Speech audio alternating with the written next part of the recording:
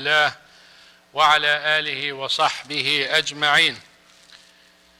يقول الله سبحانه وتعالى: وكذلك أوحينا إليك روحا من أمرنا.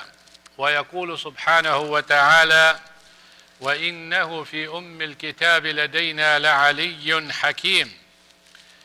وكما قال علي رضي الله عنه: ألا أنبئكم بالفقيه كل الفقيه من لا يدع القرآن رغبة إلى ما سواه، ألا لا خير في عبادة ليس فيها تفقه، ولا في علم ليس فيه تفهم، ولا في قراءة ليس فيها تدبر. لا تقل لي كم حفظت من القرآن ولكن دعني أرى. My dear brothers and sisters, قلوبنا والقرآن, our hearts in relation to the book of Allah subhanahu wa ta'ala is the topic. And as it was said, do not tell me how much you memorize, let me see it. The meaning is, let me see it in action. That's what the Quran is supposed to be. Sahaba radiyallahu anhum used to memorize 10 ayah, then understand it, then act upon it, then move on to the next 10 ayah. That is what the Quran is. كتاب أنزلناه مبارك ليدبروا آياته وليتذكر أولو الألباب. The Quran is a blessed book that Allah subhanahu wa ta'ala revealed for the purpose of reflection upon its ayat and a reminder for the people of sound minds. We have touched on how the Quran was revealed. We said it was revealed in Ramadan, and that is to say from Al-Lawh al-Mahfuz, the preserved tablets, to the worldly sky, not to earth.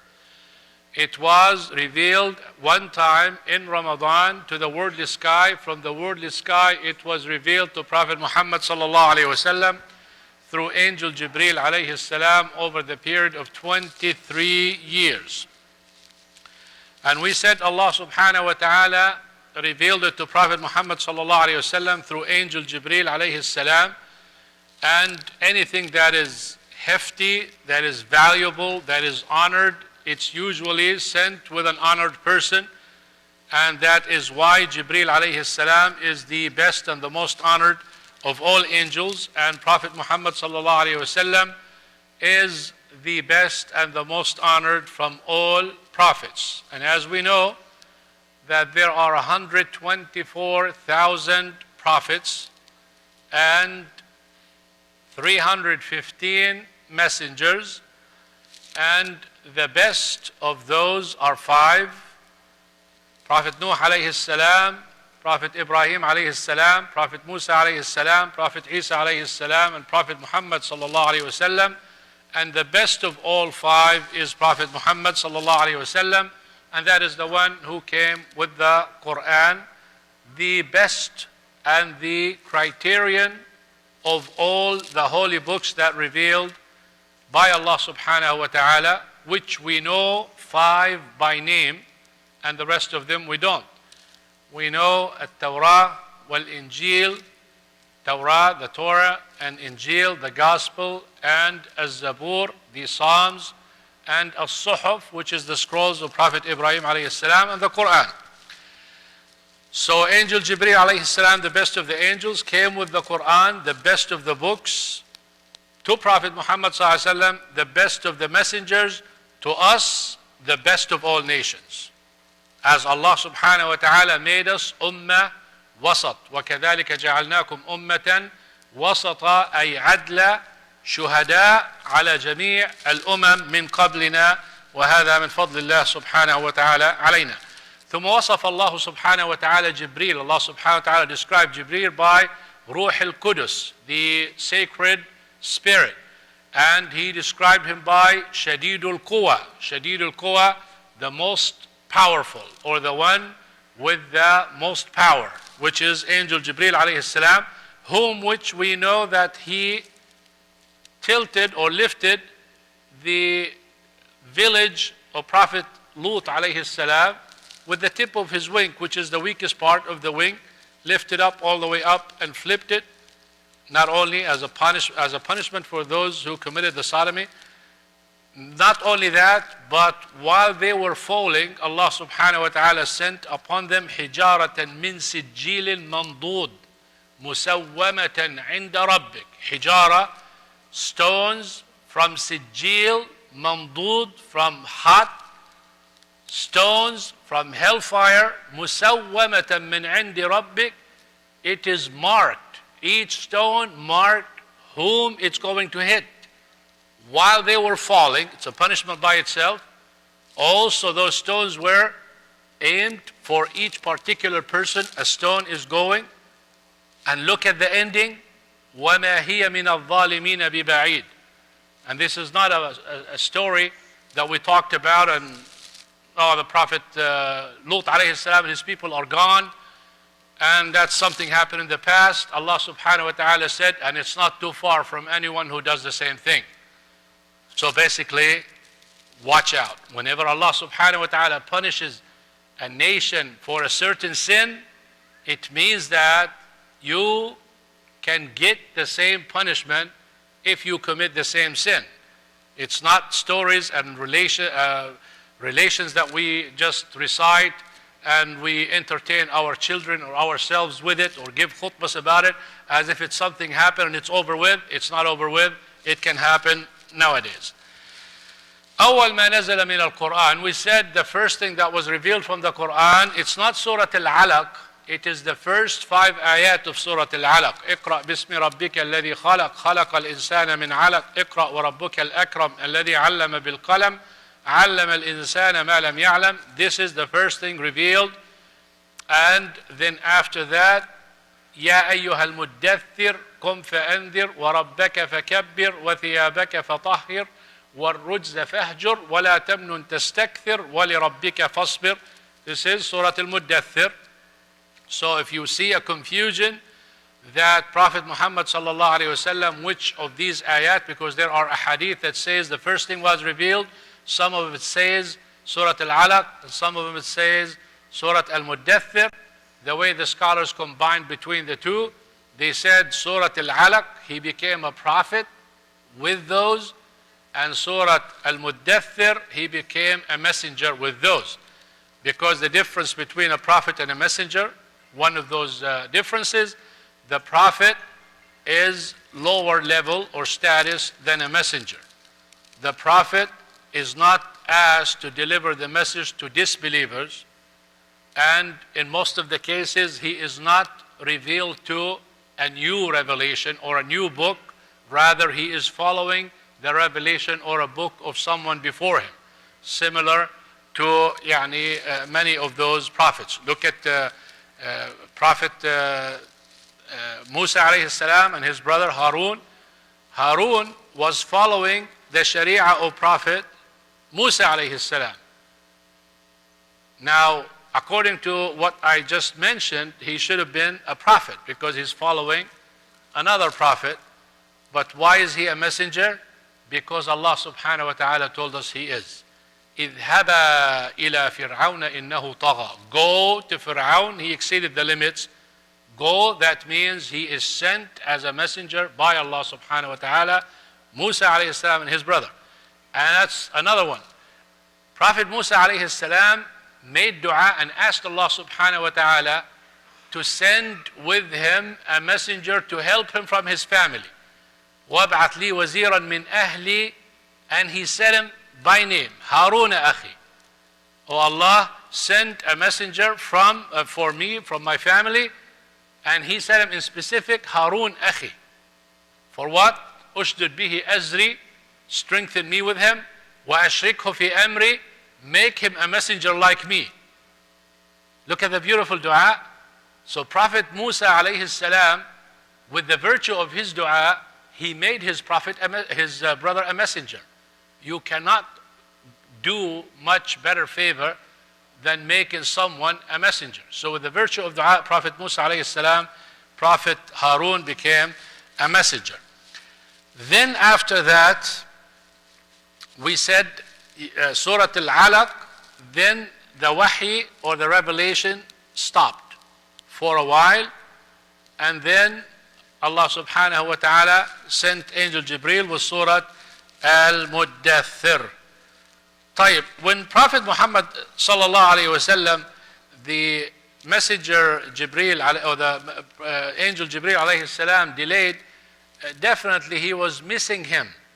It's not like you read the stories or some of the stories that Prophet Muhammad sallallahu alayhi wa sallam wanted to kill himself and want to jump from the top of the mountain, all that nonsense. There is no such a thing.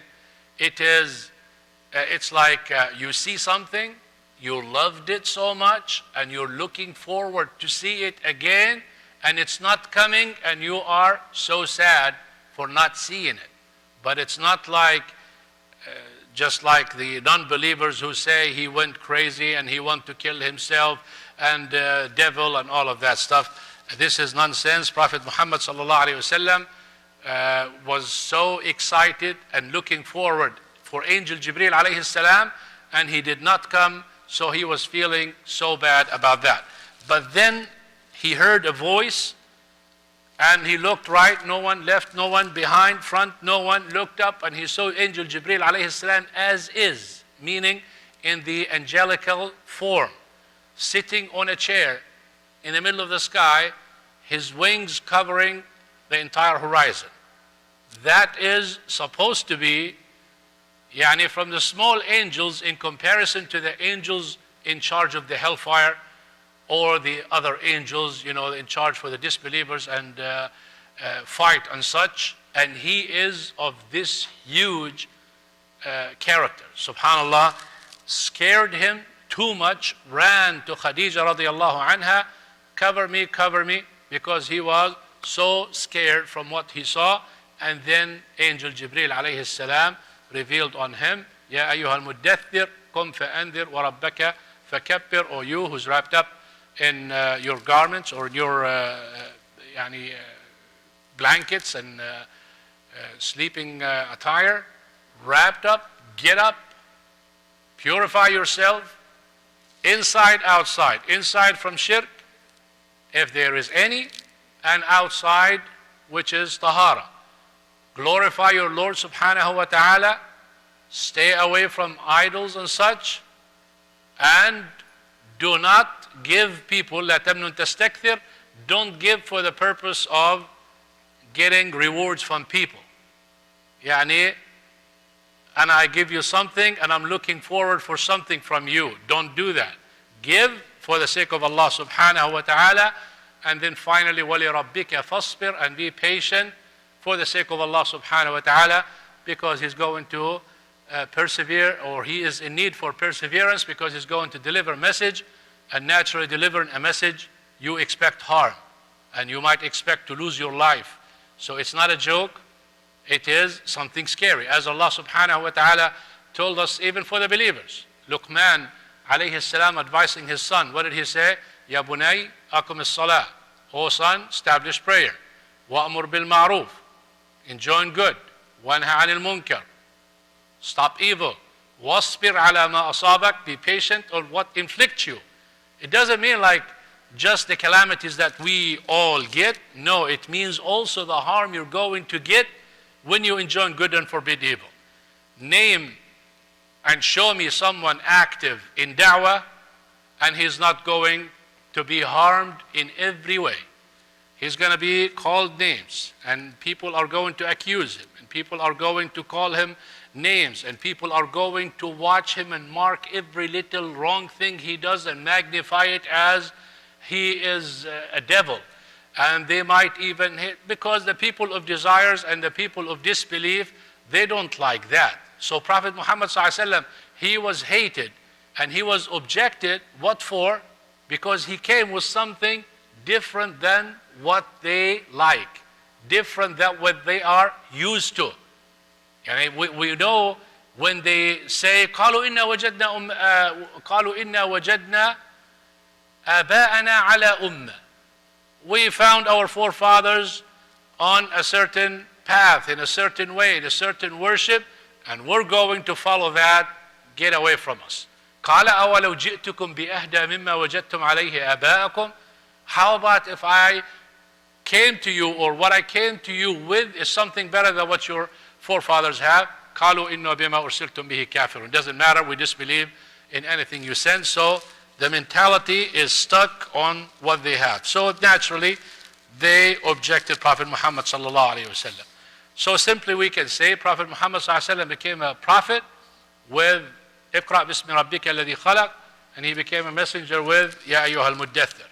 نزول القرآن, today we'll touch a little bit on نزول القرآن ابتدائي وسببي.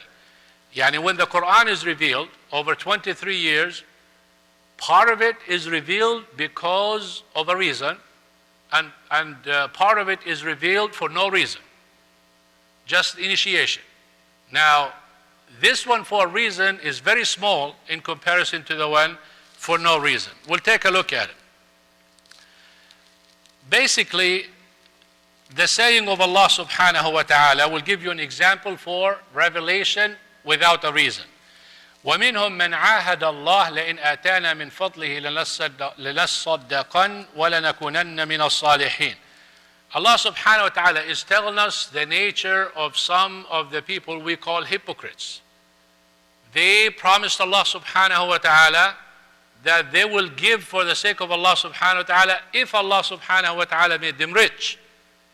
And that is what most of the people say, oh, if I have this and if I have that, I will do this and that. Some of them sincere and some of them are not. Allah subhanahu wa ta'ala is telling us that thinking of some people who are not sincere.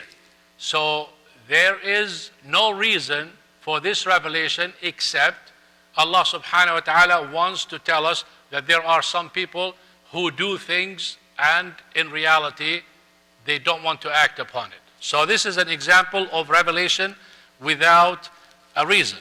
Of course, this ayah might show you a reason for the revelation, and it refers to one of the companions, Thu'luba ibn Hatib. There's a story for him that says he promised Allah subhanahu wa ta'ala if he became rich, he will give and he will do this and that, and Allah subhanahu wa ta'ala made one sheep, take 2 sheep, 3 sheep, until he has valleys, until he has so many animals, until then little by little he start missing prayers. One prayer, 2 prayer, start to go to only Friday prayer. Then he start missing Friday prayer, some yes and some no. Then after that he quit prayer altogether. This story is weak. It's not authentic, so don't build any conclusions on it. The only reason I mentioned it because it is mentioned almost in every tafsir book that this is the reason why this ayah was revealed, and it is not. So this is not an ayah revealed for a reason, it's rather without a reason. The second one for a reason. Let's see some of the ayat that Allah subhanahu wa ta'ala revealed because there is a reason. Something happened. The reasons, su'al wa jawab. Allah subhanahu wa ta'ala sees that some people ask questions. To whom? To Prophet Muhammad sallallahu alaihi wasallam. Prophet Muhammad sallallahu alaihi wasallam doesn't know the answers. So Allah subhanahu wa ta'ala answers it. Example, Surah Al-Baqarah has so many ayat, وَيَسْأَلُونَكَ وَيَسْأَلُونَكَ وَيَسْأَلُونَكَ. They ask you, they ask you, they ask you. What's the answer? Qul, tell them. Because Allah subhanahu wa ta'ala tells him what to say. And some of the scholars touched on that beauty of dua. Everything that people ask Prophet Muhammad sallallahu alaihi wasallam for, Allah subhanahu wa ta'ala tells him, Qul, tell them.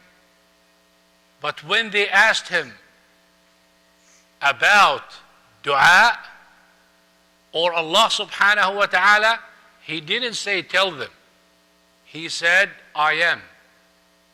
To show you the closeness of those people, and there is no mediator or someone in between Allah subhanahu wa ta'ala and people. I'm sure you heard, or some of you, if you mix with Christians and they talk to you about their personal relationship with Jesus, peace be upon him, which they accuse that he is Allah subhanahu wa ta'ala or the son of Allah subhanahu wa ta'ala. Allah subhanahu wa ta'ala is high and glorified for this. But anyway, they tell you we have personal relationship with Allah. You Muslim don't. You have to pray and you have to do this and that. And this ayah negates all of that.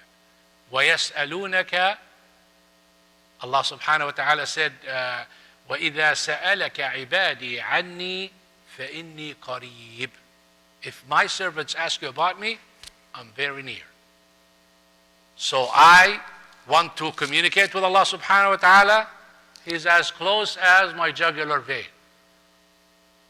But He is over the throne. Always, always understand this. When we mention anything that may hint to you that Allah subhanahu wa ta'ala is here on earth or somewhere different than the throne, take that idea. Think about it, even though our mind will not understand it, but this is how it is. Allah subhanahu wa ta'ala with us while He's on the throne. And look how the scholar said. We have a hadith that says every night Allah subhanahu wa ta'ala descends to the lower sky, the heaven sky, our sky, at the end of the night. The scholar said He descends to the lower heaven while He is still over the throne. Try to think about that, brother. It's not going to work with our mind. Allah subhanahu wa ta'ala did not give us the capability of understanding this, which tells you there is a cap for your thinking. There is a limit for your thinking that you should not transgress over that. Some people just, I have a mind and I can think. That's true, but there are limits for that mind. Our mind is limited when it comes to who is Allah subhanahu wa ta'ala and the knowledge of the unseen. We only know what Allah subhanahu wa ta'ala tells us. Another example, an incident that took place and Allah subhanahu wa ta'ala wants to warn you about it and declare it to you. Yani let's say a fight happened here. People come, he hit him, I hit him, they hit him, somebody. It's not clear. People confused about the whole scene. And then you read the police report, which is the closest to the truth because it's done after thorough investigation. Well, without comparison, incidents happens at the time of Prophet Muhammad ﷺ. Allah subhanahu wa ta'ala reveals in the Quran exactly what happened and what took place and who's right and who's wrong to warn us and to give us a message. One of the example, in the Battle of Tabuk, companions were traveling and some of the companions started talking little or belittling the Qur'an or the people who memorize the Quran. They said the following. They said, ما وجدنا أو ما رأينا مثل قرائنا. We've never seen anybody like those people who memorize the Quran. ما وجدنا مثلهم هؤلاء أرغب بطونا. We have not seen anyone who likes to eat like them. Yani basically all they care about is food. ولا أكذب لسانا. And they lie too much. ولا أجبن عند اللقاء. And very coward when they meet the enemy. Sitting, chit-chatting, talking, passing time, you call it the way you want to call it. This is a warning for us when we start talking and joking about religion and giving jokes and stories about the unseen and about Allah subhanahu wa ta'ala. Somebody died, met with Allah, told to Allah, and Allah said this and Allah said that, and it's all lies. Allah subhanahu wa ta'ala revealed ayat telling us about those that they are disbelievers by this kind of joking. Allah subhanahu wa ta'ala said, قَدْ كَفَرْتُمْ بَعْدَ إِيمَانِكُمْ. You became a kafir after you were a believer and a sahabi. By saying this, when they heard the ayat, the person who was saying he followed Prophet Muhammad sallallahu alaihi wasallam, hanging on to the animal that he was riding sallallahu alaihi wasallam, begging him, said, "Oh Prophet of Allah, إنما كنا نخوض ونلعب, إنما كنا نخوض ونلعب." We were just having fun, passing the time, joking. You know, we're traveling long time. We just want to chit chat and talk and laugh. And the only answer Prophet Muhammad sallallahu alaihi wasallam gives them is repeating the ayah. قل أبي الله وآياته ورسوله كنتم تستهزئون. You think joking about Allah subhanahu wa ta'ala and lying about Allah subhanahu wa ta'ala and His messenger, that's something that is joking and it's accepted? قَدْ كَفَرْتُمْ بَعْدَ إِيمَانِكُمْ. And they were even rejected to accept the forgiveness. And we know a disbeliever can commit disbelief and come back and ask Allah subhanahu wa ta'ala forgiveness. But this particular incident, they were not, to show you the danger of joking. That's why Prophet Muhammad sallallahu alayhi wa sallam said, لَيْسَ كَذِبًا عَلَيْكَ كَذِبٍ عَلَى أَحَدٍ مِّنْكُمْ مَنْ كَذَبَ عَلَيَّ مُتَعَمِّدًا فَلْيَتَبَوَّأْ مِقْعَدَهُ مِنَ النَّارِ. Lying about me is not like lying about him or about him or about him or about me. You lie about me, okay, what's a big deal? You lie about him, what's a big deal? But you lied about Prophet Muhammad sallallahu alaihi wasallam, that is faith, that's religion. Thousands and millions probably people going to follow what you're saying. I come and I tell you Muhammad sallallahu alaihi wasallam said so and so, and the hadith is weak, or the hadith is mawdu', yani fabricated. People going to believe me and start acting upon it, and Muhammad sallallahu alaihi wasallam did not say it. So you made from this a religion. So it's not a joke. So that's another reason why Allah subhanahu wa ta'ala revealed these ayat. Another reason to show how Allah subhanahu wa ta'ala cares for Prophet Muhammad sallallahu alaihi wasallam and defends him. Example, وَقَالَ الَّذِينَ كَفَرُوا لَوْلَا نُزِّلَ عَلَيْهِ الْقُرْآنُ جُمْلَةً وَاحِدًا. You know, when people want to find excuses for rejection, they said, the Torah was revealed on Prophet Musa alayhi salam all at one time. Isa alayhi salam all at one time. Prophet Ibrahim alayhi salam all at one time. How come it's not revealed the same way with Prophet Muhammad sallallahu alaihi wasallam? Why it's coming little by little over 23 years? Allah subhanahu wa ta'ala answered, كَذَلِكَ لِنُثَبِّتَ بِهِ فُؤَادَكَ. The reason we did that, to strengthen your heart with it. Imagine yourself, you're walking in the street, you're very scared, and there is someone, you know he's powerful and he promised to protect you. He's not with you, but he calls you. As soon as you took off, don't worry, I'm with you, I can see, I can do, just go there, there's nothing there, you feel comfortable. Now imagine if the road is long, and that's the first call you had, and no calls after that. You walk for a little while, you start to feel scared. There is nobody to call on you to say, oh, don't worry, I'm still here, or, I'm with you, to strengthen you again. The conversation died, you're going to be extremely scared. So Allah subhanahu wa ta'ala, Muhammad sallallahu alaihi wasallam, feels the hardship, the threats, you name it. All of a sudden, Jibreel alayhi salam coming down. We are with you. We see you. We know what they did to you. Don't worry about them. Do this and do that. Boom. He rejuvenates his strength and his power and his love and his dedication, and he goes again. Then they drain him. Then Allah subhanahu wa ta'ala sent Jibreel alayhi salam with something new. So that is the purpose of, or one of the reasons why the Quran is not sent at one time, to strengthen Prophet Muhammad sallallahu alaihi wasallam and to defend him. When they accused him, Aisha radiallahu anha, with the slander of adultery, who defended her? Allah subhanahu wa ta'ala. Not even Prophet Muhammad sallallahu alaihi wasallam. Imagine the power and the ugliness of hypocrites and bad people, how they can actually affect the most sounded person with their lies. Prophet Muhammad sallallahu alaihi wasallam heard so much from Abdullah ibn Ubay and those who slander Aisha radiallahu anha, to the point that he went to her and he said, oh Aisha, if you had committed something haram, say astaghfirullah. That killed her, because my husband is doubting me. Wow. And who is her husband? Prophet. And what made him do that?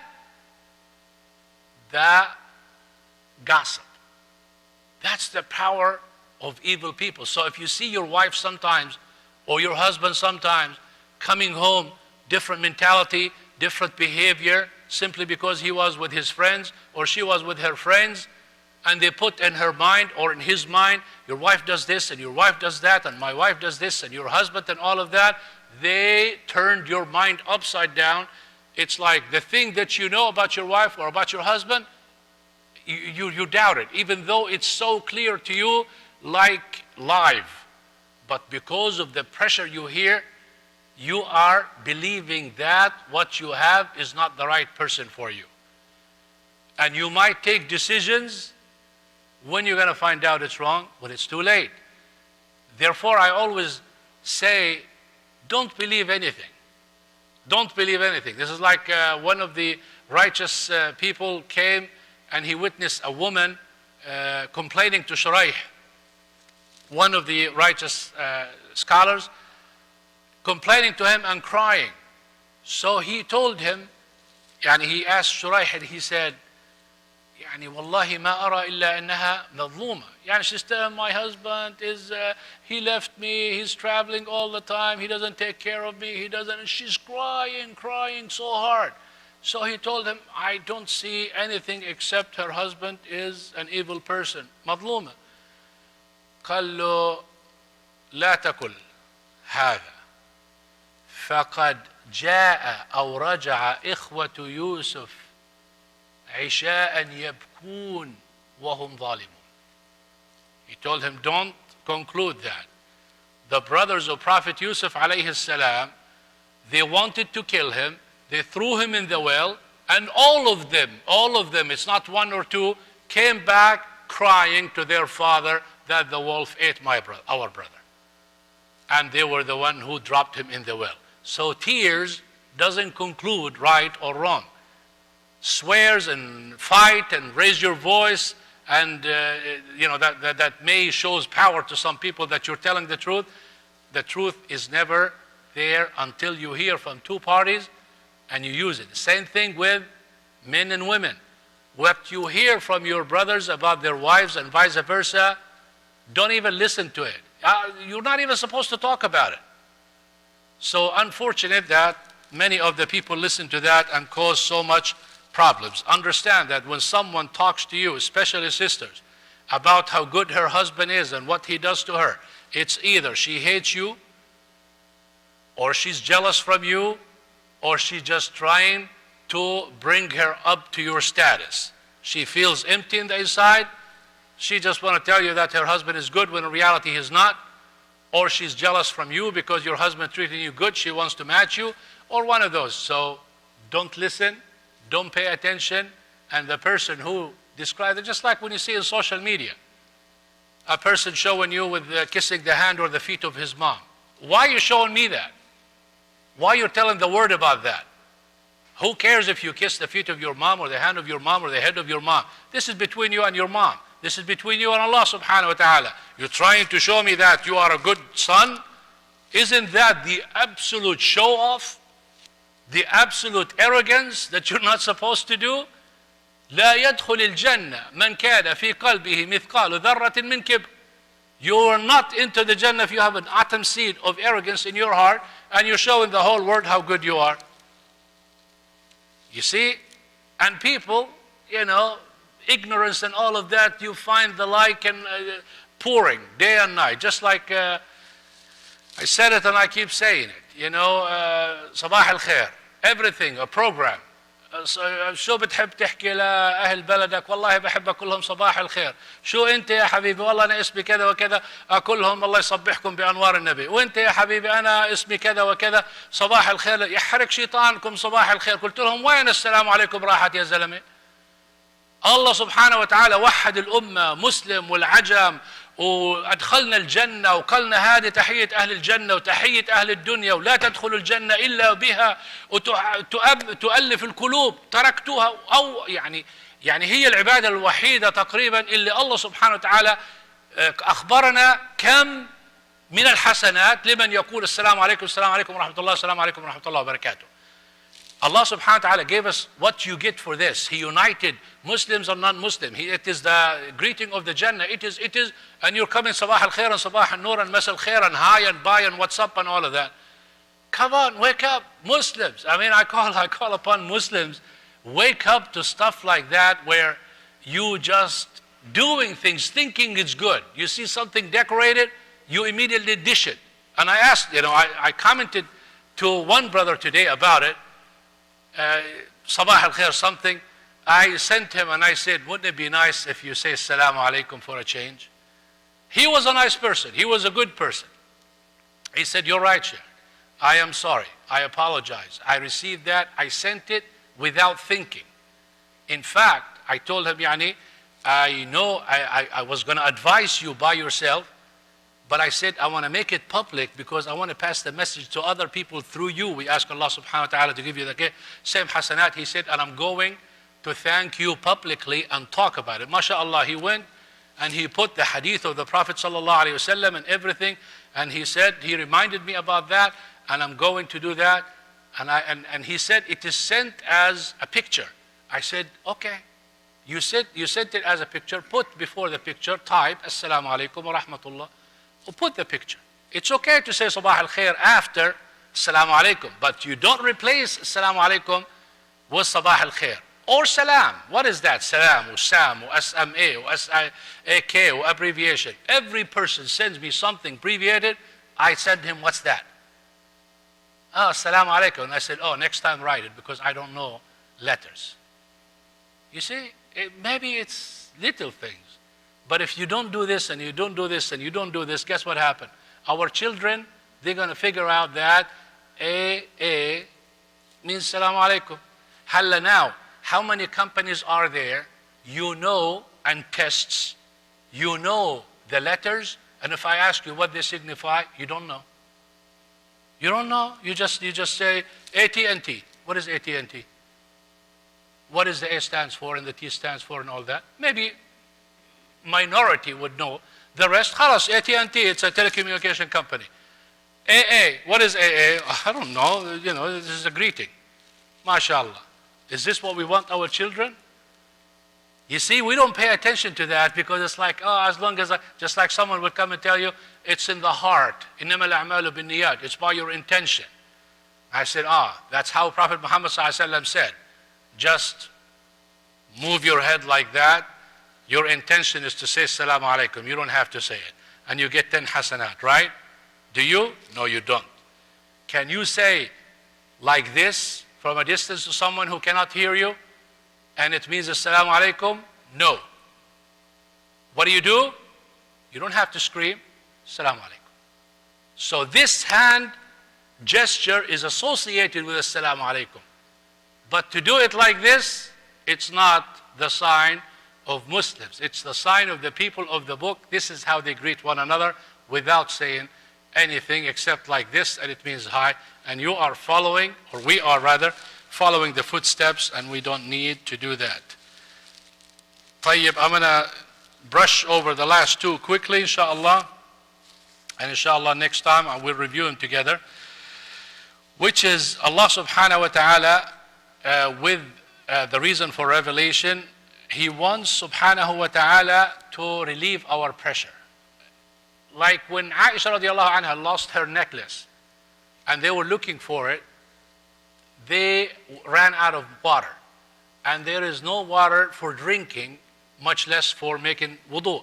Allah subhanahu wa ta'ala revealed the ayah of tayammum.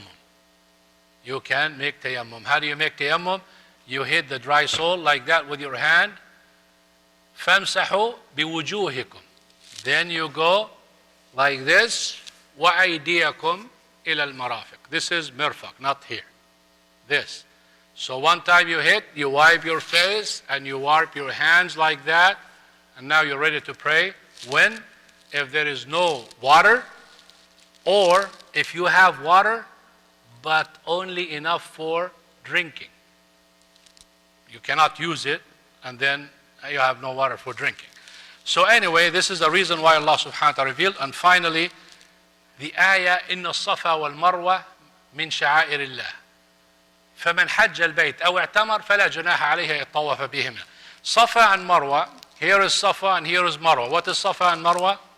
Two idols. Two female idols named by female names. They put one on this mountain, one on this mountain. At time of Jahiliyyah, they used to go around them and go between them, worshipping them. When Allah subhanahu wa ta'ala obligated us with the Hajj, they became part of Hajj. We have to go between them. Sahaba, it's like, come on, you know, that's what the disbelievers do. So they found hesitation in their heart doing that. Allah subhanahu wa ta'ala knows that, saw that, so He said, لا جناح عليكم. لا جناح means, in rulings in Islam, that means there is no sin on you to do it. But here it doesn't mean that. It means you should not feel bad. It doesn't talk about sins because it is a command to do. He said, sha'airillah. It's one of the rights of Allah subhanahu wa ta'ala. That means you're supposed to do it, but it means don't feel bad doing it because Allah subhanahu wa ta'ala commanded you to do it. So we understand from this, if the disbelievers do something and Allah subhanahu wa ta'ala to do the same thing, you don't come and say we're doing the same thing. No, we're doing the same thing with a ruling from Allah subhanahu wa ta'ala. They're doing that without a ruling. See, that's the difference. One word. If I say call Allah, it kills everything else, even if you do the same thing like other people. Khalas, like it's like Allah subhanahu wa ta'ala's messenger said, awfiru liha, grow your beard. You're going to say, oh, well, the Christians and the Jews now they're growing their beard. I said, I'm growing my beard with a command from Allah subhanahu wa ta'ala. So if the entire universe grow their beard, I'm not going to say I should differ than them and shave my beard. Why? Because I have a command with it. I'm not doing it out of my own desires. That is the conclusion. Inshallah, we'll leave here, and next time, inshallah, we'll talk about more about the book of Allah subhanahu wa ta'ala. جزاكم الله خيرا. سبحانك اللهم وبحمدك نشهد أن لا إله إلا أنت نستغفرك ونتوب إليك. You can always go to imamhasankhalil.com for more, and you can go to irvingmasjid.org to watch it live. And any question, we'll take some. Nothing, we'll say جزاكم الله خيرا. السلام عليكم ورحمة الله.